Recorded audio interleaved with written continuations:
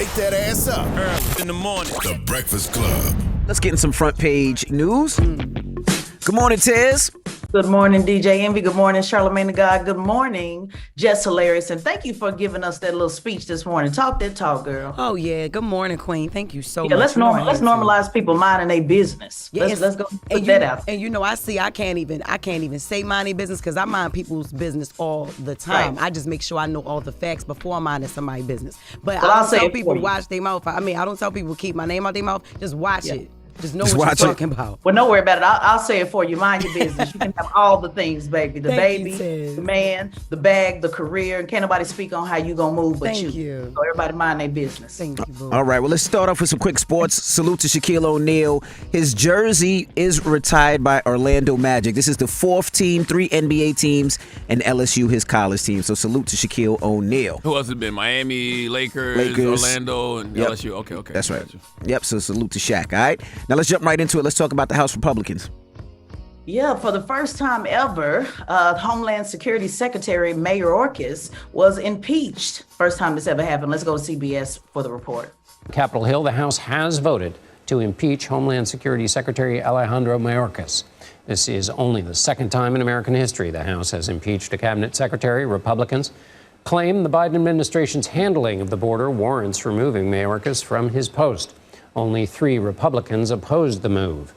I don't even know what impeachment means anymore. What does that mean for him to be impeached? Because, we saw Trump get impeached twice and nothing happened. So what does this mean? Well, in this particular issue, this particular case, they did impeach in the House, but when it goes to the Senate, Charlamagne, that is controlled by the Democrats, it will more than likely be rejected. But this is pretty much, if we just want to be honest about it, a statement that Republicans are making that is saying that, hey, there is a problem at the border. There is an immigration problem, and they are blaming this on him, saying that it is out of control.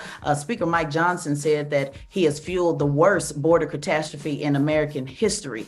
So they laid the blame on the Homeland Security Secretary, saying that he needs to go. They said that the Biden administration has either gotten rid of policies that were in place under the Trump administration that were deterring migrants, or that the Biden administration implemented policies of their own that have attracted migrants. So this is more a part of their campaign. They're saying we're willing to push the line all the way to the end, including impeaching the House Secretary for the problems with the border. But more than likely, it will not happen. It will be rejected once it goes to the Senate.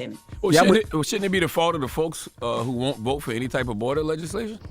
Of course it could be, but that would make too much logical sense. This is all about, making a statement. Republicans are really serious about this, from the dropping off the migrants, in various cities, we see what happened in Texas with literally putting up barbed wire and continuing to do that. So they're serious. They're running on this campaign of the migrants, and anything that can draw attention to that, they can draw, more conversation around that. This is what they're doing. And so they've certainly made history by doing this, but not unfortunately, but the reality is it probably won't go anywhere once it gets to the Senate. Yeah, it's just interesting, though, because, it's on both sides. Because Biden has presented some border legislation. Republicans didn't want to do it. Republicans presented some border legislation months ago.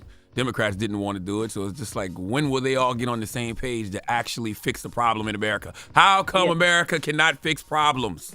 Well, it's all about scoring points. Yep. So it's all about, when Democrats had the House and the Senate, they had an opportunity to fix the border. So Republicans are saying, no, we're not going to give you that win. I know it doesn't make sense. It's not really helping the people, but it's all about scoring points. So they said if you put Trump back in, they'll do it. So that's the unfortunate side of politics, unfortunately.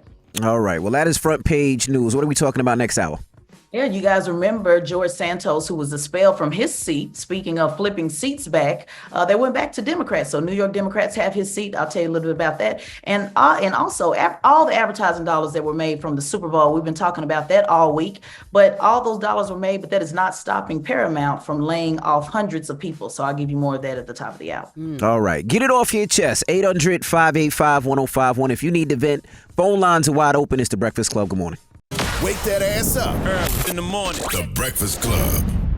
Morning, everybody. It's DJ Envy, Jess Hilarious, Charlamagne the God. We are the Breakfast Club. Let's get in some front page news. All right, now let's talk about House GOPs. Well, good morning, everybody. Good morning, DJ Envy, Jess Hilarious, Charlamagne the God. Happy Valentine's Day. Thank you. Good morning, Tez. Well, Republicans, you guys remember that George Santos was put out of his seat. He was expelled, remember, for all those lies. Well, they had to have a special election for that, and Republicans' razor-thin majority in the House just became even slimmer.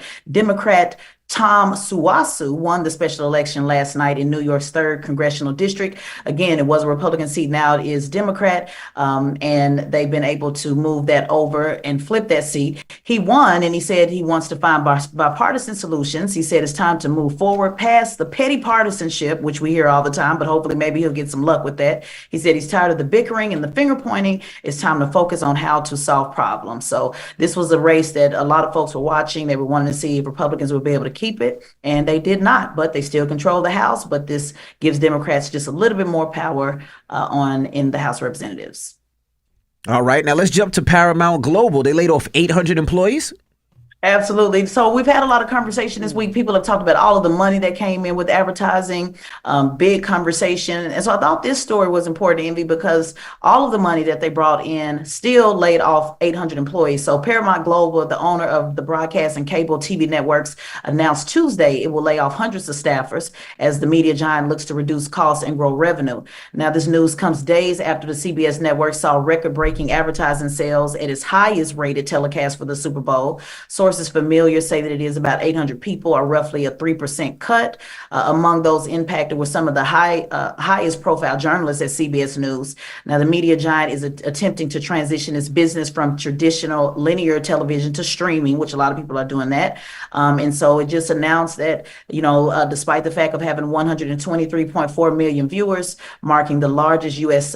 audience since the 1969 moon landing, it still was not enough in order to keep those employees working. So thought that was an interesting conversation as we talk about how much money came from the Super Bowl. Well, that's folks never knowing exactly what they're talking about, because, they talking about what all the money they made on the Super Bowl this Sunday. They didn't know what was going on with Paramount before. Paramount is almost $17 billion in debt. Jesus. That's why they've been trying to sell. You know what I'm saying? So, you can't jump in the game bottom of the knife and be like, look at all the money they made at the Super Bowl, but they're going to lay off all them people. No, they was they're almost $17 billion in debt. So this goes years back. Yeah. Like, one Super Bowl can't. That's why it's been all these rumors about them selling. Remember, there was like Byron Allen presented something for them to sell, and I think it was Warner or somebody they was talking about them potentially merging with. So, yeah. They're almost $17 billion in debt, y'all. Ain't nobody trying to merge with somebody in debt like that. That's like marrying somebody that you know in debt. Like, nah, my debt ain't your debt. Right. I'm cool on that. Well, just as another point, the news industry did see some cuts also in 2024 and 2023, Los Angeles Time and Business Insider. So just a lot of layoffs in the industry. But yeah, I didn't know that, Charlamagne. 17 billion is a lot. That's almost impossible to recover. But, Yeah, I mean, that's why it's been so hard to sell. Like, it's a million different articles about it. Like, people, they ask that question all the time. Is there global debt getting in the way of a sale? I would have to say probably. Yeah. Yeah. Well, that is your front page news. All right. Thank you, Tez. Thank you. And make sure you follow at Teslin Figaro on all social media platforms at Teslin Figaro, and subscribe to her podcast, The Straight Shot No Chaser Podcast, on the Black Effect iHeartRadio Podcast Network. Wake that ass up early in the morning. The Breakfast Club.